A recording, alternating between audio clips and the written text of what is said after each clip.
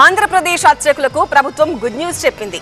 Manifesto హామీల మేరకు అర్చకుల వేతనాన్ని 15,000కు పెంచింది.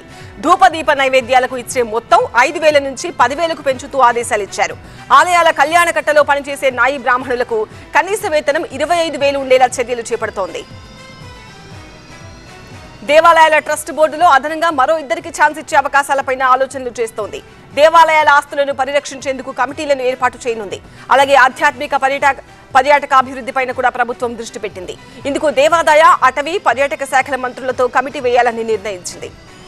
మరోవైపు దేవాలయాల్లో ఆధ్యాత్మికత వెల్లివిరియాలని, అపచారాలకు చోటు ఉండకూడదని సీఎం చంద్రబాబు ఆదేశించారు.